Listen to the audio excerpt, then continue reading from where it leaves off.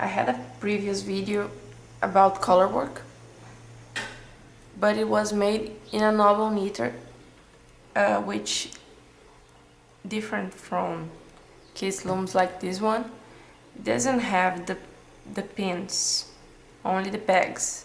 So I'm going to show how easier it is to make fair isle like this for the Corriedale cowl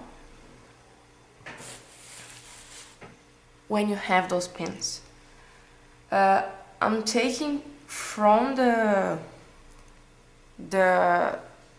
changing colors so that you can see that you have to cut the yarn a lot of times, so you'll have a lot of ends to weave in at the end, but it's very simple actually.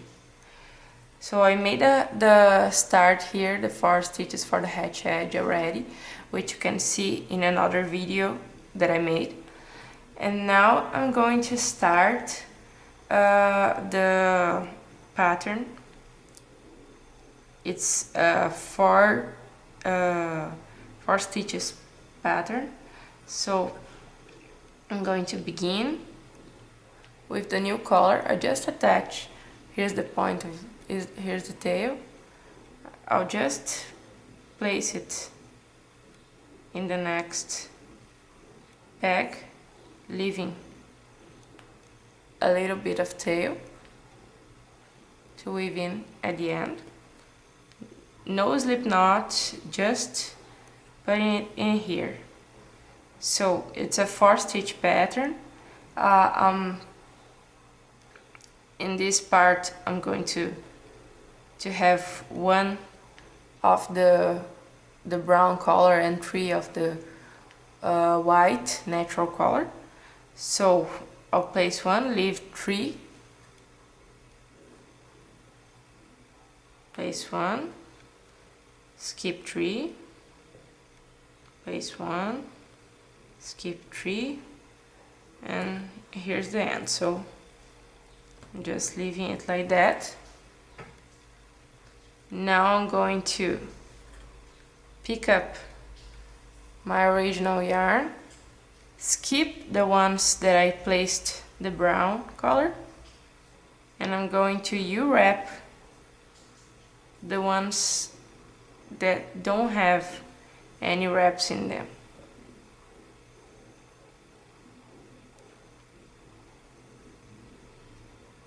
Now I got here to the hatch edge, so I'm just gonna leave it right there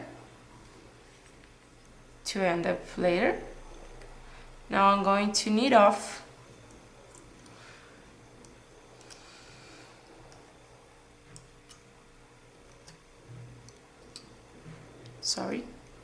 and it's really that simple.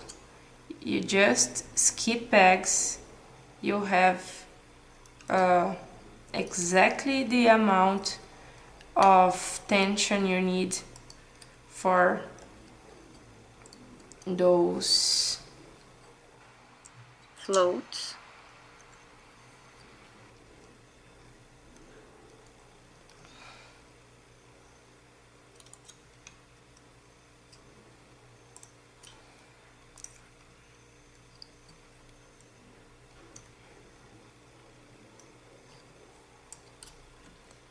Okay, so I got to the hatch.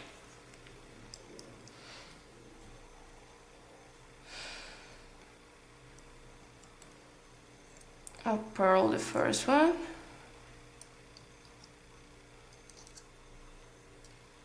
Skip 1. I have another video for this, just I'm making it anyway, but you can click on the link below in the video and you go to the other video.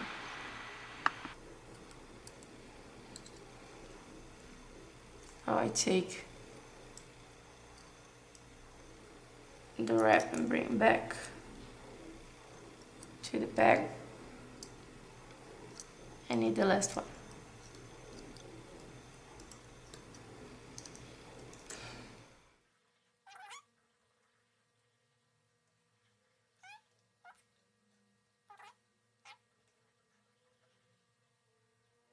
Okay, now we have 3 of the brown and 1 of the white. So I ended up here, but I actually have to start in here. So I'll just bring it over here, no problem. And then I get to the other side and keep going. 3, skip 1, right.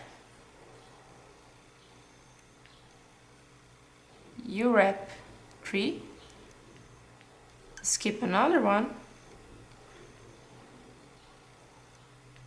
and you wrap 3 stitches. Oops, actually this one is already where we're going to start the changing colors in the hatch bind off, so I'll leave it right there. Now I'm taking the white again and I'm just going to U-wrap the ones that I haven't done with the brown. So I U-wrap this one, I leave the yarn behind the pegs and the pins, and that's it. And this time we are going to start to change colors in the hatch edge, so I'll leave the white here and the hatch I'm going to do with the brown. Knit off. I'm making the changing colors part, the changing patterns part, because it's actually 2 patterns that are changed with a zigzag brown part. So actually you have a lot of changing colors in between. Just the hatch edge only changes in this part.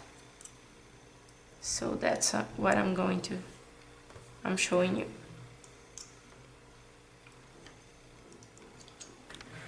Because the rest is going to be the same, just not changing the hatch every time.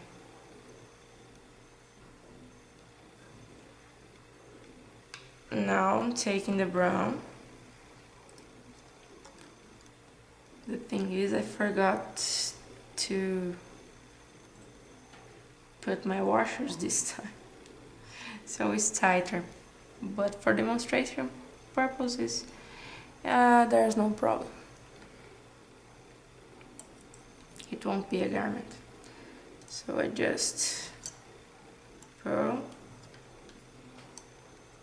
knit, knit,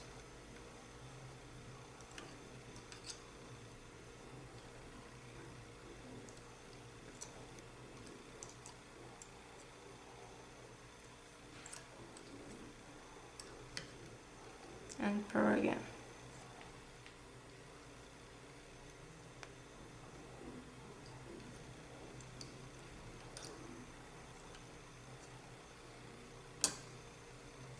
Right, now I go back with the hatch, with the brown now. The reason I don't go changing colors right at the edge is because we want a clean edge, right? And the fair eye or the color work happens only in the middle. So if you change colors only after the hatch edge, And when you make this transition, you do like this, you have a minimal interference in the pattern. The edges are going to look clean. So now I have to change the natural color for this color here, which is a header between the white and the brown wool of the Corriedale sheep. So what I would do, I'm not going to do right now because I don't have a scissor here, but you are going to cut this yarn, cut the white, and that's why we changed the color of the edge right now, because white won't be in the middle again. And now I'm going to just leave it right here. Okay, leaving a tail, no slip knot, so I skip 3, I need 1, skip 3, need 1, and here I'll just leave because we still have to do the brown edge in here. So I'll take the brown yarn again, and I'll just U-wrap the remaining stitches, remaining pegs, skipping the ones I already U-wrap with the gray.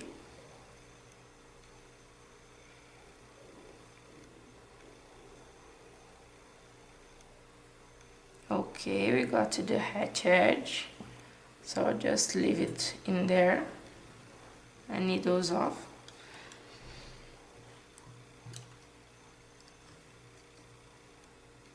And now I'm going to keep the edge with the brown.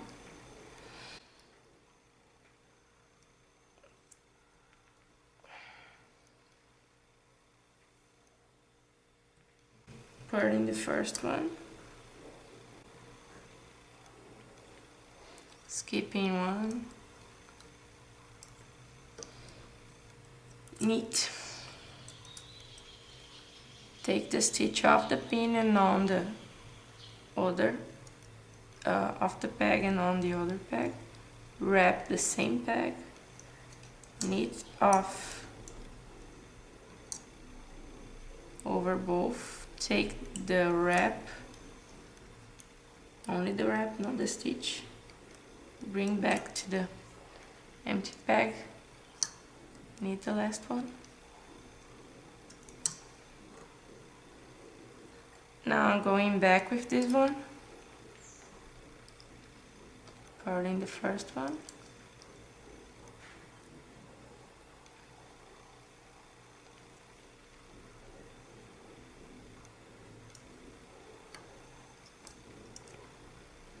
Knitting the next two.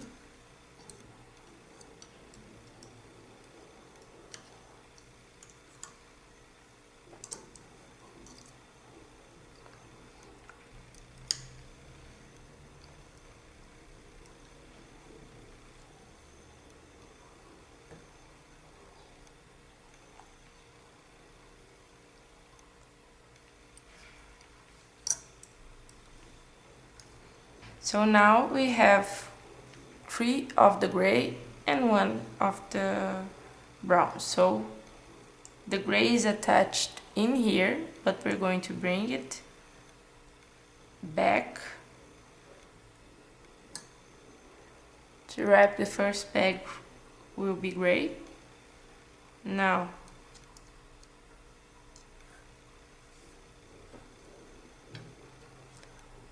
we skip one, wrap 3.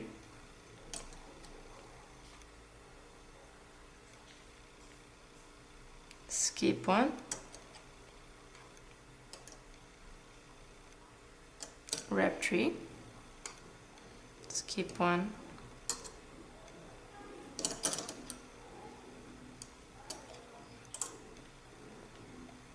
and now the hatch edge will begin with the gray, because we're changing for the gray pattern. The pattern with the gray background, I should say. Now I'm just going to skip the pegs that are wrapped with the gray and wrap only the remaining pegs.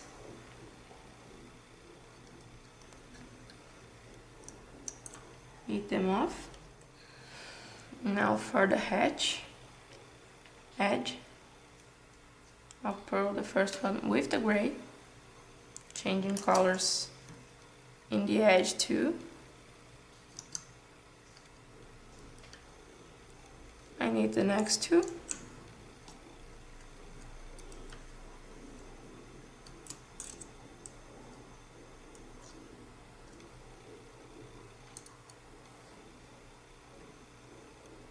Purl the first one.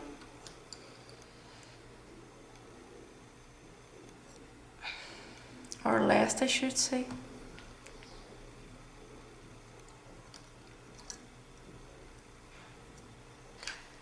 And that's it. Now for the next part, you're going to repeat this part, and when you get to the point where we are going to start with the white again, you would cut the brown yarn.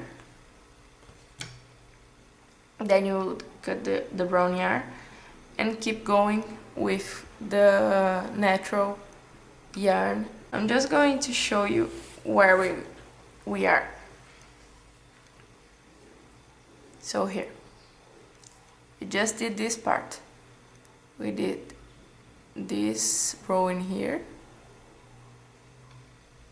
with the 3 whites, 1 brown, this one with 3 browns and 1 white, this one where we changed it to 3 browns and 1 gray, and this one with the 3 grays and 1 brown. This is the background. You have perfect tension in the strands, and since you are making the changes after the ridge, you won't have to weave anything in the edge. You weave only inside. Here I have a weave and it doesn't show any. So thanks for watching, and I hope you find it easy and good to make.